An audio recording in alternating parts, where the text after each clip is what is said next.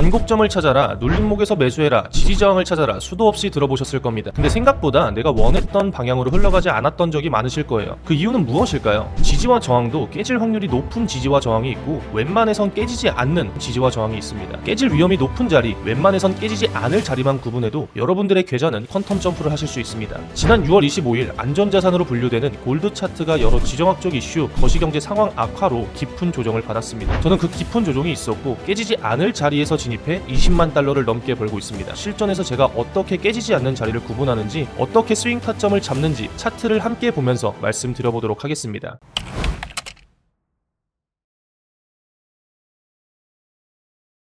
제가 주로 데이 트레이딩, 즉 단타 매매로 작은 누적 수익을 쌓아가는 매매를 합니다. 비트코인 시장뿐만 아니라 지금은 골드 시장에서 시스템 트레이딩을 이용해 매매를 진행하고 있고요. 4월, 5월, 6월달 합산 수익 약 2억 2천만 원을 달성하였습니다. 근데 지금은 한 번 더 깨지지 않는 자리에서 스윙 포지션을 진입해 저의 계좌가 크게 달라지고 있습니다. 자, 우선 많은 분들이 스윙 트레이딩 자리를 찾아서 한 번의 타점으로 큰 수익을 쌓고 싶은데 놓치는 부분이 있습니다. 제가 가장 중요하게 생각하는 부분인데요. 저는 지지 저항의 신뢰도를 높일 수 있는 건 타임 프레임이라고 생각을 합니다. 자, 예를 들어 보겠습니다. 보통 지지와 저항은 2번에서 3번 리테스트하는 구간, 일정한 구간에서 되돌림이 나오는 구간입니다. 근데 만약 1분봉에서 작도를 하고 매매를 하면 어떻게 될까요? 1분봉은 신뢰도가 낮기 때문에 쉽사리 무너집니다. 이런 경험 많이 해보셨을 거예요. 쉽게 설명을 하면 1분봉은 마치 플라스틱, 5분봉, 15분봉은 유리, 1시간봉은 강화 유리의 농도만큼 지지와 저항의 강성이 있다고 생각하시면 됩니다. 5분봉, 15분봉, 1시간봉까지는 단타 매매에 적합합니다. 일시적으로 반등이 나오고 다시 내려오고를 반복하기에 유리한 분봉수입니다. 그럼 우리는 스윙 타점을 잡을 때 알루미늄과 스틸 같은 구간, 즉 웬만한 힘으로 무너지지 않는 구간을 찾아야 합니다. 많은 분들이 실수하는 부분이 또 이 부분이죠. 플라스틱, 유리 같은 무너지기 쉬운 구간에서 스윙 포지션 타점을 잡고 깨져도 버티며 손실을 봅니다. 그러면은 어느 타임 프레임을 봐야 할까요? 바로 날봉, 주봉을 봐야 합니다. 날봉과 주봉은 상대적으로 다른 분봉수보다 지지와 저항, 추세가 형성되었을 때 가장 신뢰도가 높은 타임 프레임입니다. 제가 20만 불 넘게 수익 중인 계좌도 날봉과 주봉에서 자리를 찾았기 때문이죠. 여기서 중요한 점 한 가지만 짚고 넘어가겠습니다. 스윙, 즉 포지션을 오래 홀딩하기 위해선 롱 포지션을 진입해야 합니다. 숏 포지션은 스윙으로 가져가면 안 됩니다. 자, 이 차트를 보세요. 오를 때는 113%가 올랐죠. 근데 내릴 때는 53%가 내렸습니다. 똑같은 가격 폭인데 퍼센트는 다릅니다. 왜 그럴까요? 롱은 기준점이 낮아서 같은 폭이 올라가면 수익률이 커집니다. 반대로 숏은 기준점이 높아서 같은 폭이 내려가도 수익률은 100%를 못 넘습니다. 그래서 결과는 이렇습니다. 이게 손익비의 진짜 차이입니다. 롱은 상방이 열려있고 숏은 상방이 막혀있습니다. 그래서 스윙은 롱 포지션으로 가져가는 게 더 유리하고 숏 포지션은 단기 변동성에서만 포지션을 구축하는 게 유리합니다. 자, 그러면 제가 어떻게 차트를 보는지 실시간으로 보여드리겠습니다. 여기서부턴 가볍게 넘기지 마시고 디테일을 확인해 주시면 좋겠습니다. 일단 제 포지션은 여전히 순항 중입니다. 골드로 포지션을 잡았고요. 현재 22만 6천 불 정도의 수익을 달성하고 있죠. 어떠한 이유로 이 포지션을 잡았는지 보여드리겠습니다. 여러분 놀라지 않으셨으면 좋겠습니다. 생각보다 관점이 굉장히 심플합니다. 골드 차트를 보면 깊은 조정을 받고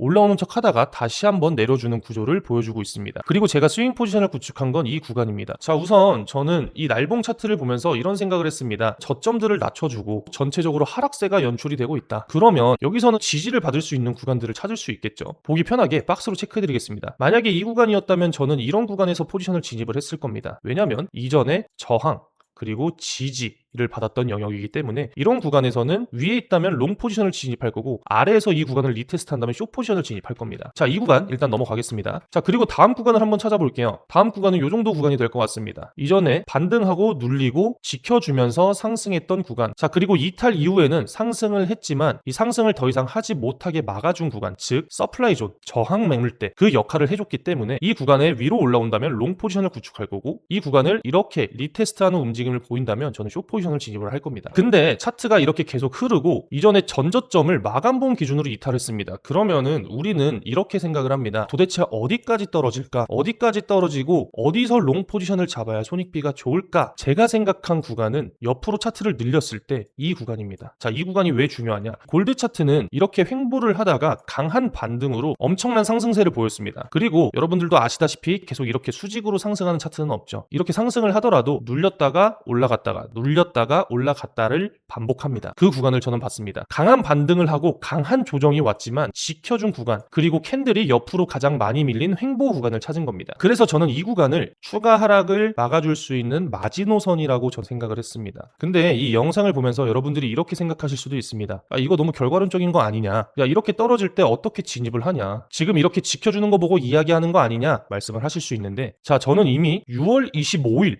이 주봉 차트에서 핵심만 공유를 드렸습니다. 어제부터 계속 체크해드렸던 지지라인들은 모두 이탈하였다. 그리고 주봉상 핵심 매물대까지 하락을 했다. 주봉은 기술적 분석을 할 때 신뢰도가 높은 타임프레임이다. 만약 이 매물대를 이탈하게 된다면 하방에 뚜렷한 지지라인이 없어 3,400부근까지는 하락할 가능성이 높다. 그리고 만약 지켜준다면 횡보 또는 상승 시나리오로 보고 있다. 그리고 개인적인 견해, 생각보다 안전자산인 골드가 큰 조정을 받았고 주봉상 주요 매물대까지 하락했기 때문에 이 매물대는 쉽게 이탈하지 않을 거라고 생각을 한다. 저는 이미 이 구간을 전달을 드렸습니다. 방금 보신 팀방은 저랑 실제로 같이 매매를 하시는 구독자분들만 모아서 같이 공부하고 제가 차트 분석을 공유드리는 팀방인데요. 이미 6월 25일 날 공유를 드렸고 지금은 7월 3일입니다. 자 다시 본론으로 들어와. 제가 말씀드렸다시피 지금은 날봉을 보고 있지만 주봉상 체크를 했고 이 주봉상 옆으로 밀리는 횡보, 그리고 이 작은 박스권을 봤습니다. 여기 보시면 작은 박스권이 보이실 겁니다. 이 구간에서 옆으로 비볐구나, 이 구간을 이탈하지 않았구나, 그리고 반등을 보여주면서 그대로 상승세를 이어줬구나를 봤을 때 이렇게 강한 조정이 오더라도 이 구간까지 오게 된다면 롱 포지션을 진입해볼 만한 자리다. 알루미늄 같은, 스틸 같은 단단한 구간이다. 그리고 추가로 하나 더, 이 구간까지 떨어졌을 때 또 하나의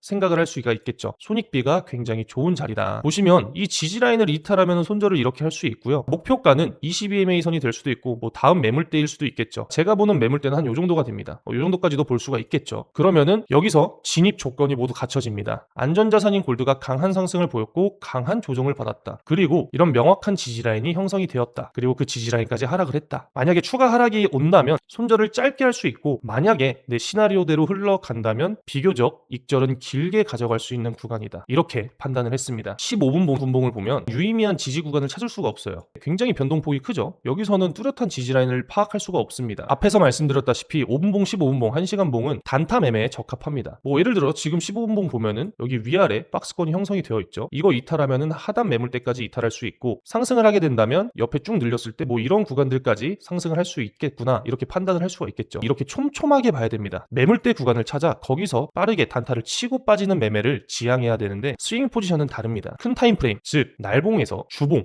이런 하락이 나왔을 때 어느 구간까지 떨어질 수 있을까를 확인을 해야 되는데, 그 부분은 과거 차트를 확인해 보는 겁니다. 나스닥도 날봉으로 한번 보겠습니다. 뭐 이런 구간이 될 수도 있겠죠. 이렇게 하락하는데 도대체 어디까지 빠질까? 이전에 지지대를 모두 이탈했는데 어디까지 빠질까 하면은 여기다가 선을 그어놓고 옆으로 쭉 펼칩니다. 완벽하게 닿진 않았지만 이 구간에서는 어느 정도 저항의 영역을 해줬던 구간이고, 그리고 이렇게 강한 반등이 나왔을 때 지켜주고 반등을 보여줬던 구간, 그러면은 이 구간에다가 작도를 하고 이 구간까지 떨어졌을 때, 그리고 양봉으로 전환되는 시점에서 포지션을 진입할 수가 있겠죠. 가장 최근 차트도 보시면 날봉상 이렇게 빠지고 있으면 굉장히 큰 폭으로 하락을 하고 있는 겁니다. 근데 우리는 이전 과거 차트들을 보면 해답이 나와 있죠. 이 정도 구간, 이 정도 구간에서는 지지를 받을 수 있겠구나. 그 이유는 지지를 해줬으니까, 과거에 지지를 해줬던 구간이니까, 그리고 강한 하락이 나와도 지켜줬던 구간, 3일 내내 지켜줬던 구간, 그런 구간이니까 1차 지지라인, 2차 지지라인을 형성을 해서, 뭐 1차 지지라인에서는 비중이 20% 들어가고 2차 지지라인까지 떨어졌을 때 추가 진입 20%를 넣고 매매를 진행할 수가 있겠죠. 비트코인 차트도 한번 볼까요? 주봉입니다. 그러면 우리는 이 차트를 볼 때 알루미늄 같은 매물대 구간을 찾아야 됩니다. 그러면 제가 보이는 매물대들을 바로 한번 체크를 해보겠습니다. 요 정도 구간이 될 거고요. 그리고 요 정도 구간이 될 거고요. 그리고 이 정도 구간이 될 거고요. 요 정도 구간도 있을 거고, 이 정도 구간도 있을 겁니다. 체크한 이유는 이전에 지지를 해줬던 구간이 명확하게 보이죠. 그리고 저항의 역할을 해줬던 서플라이 존도 명확하게 확인이 됩니다. 그리고 이 구간도 겹치는 구간이고요. 구간에서도 겹쳤고요.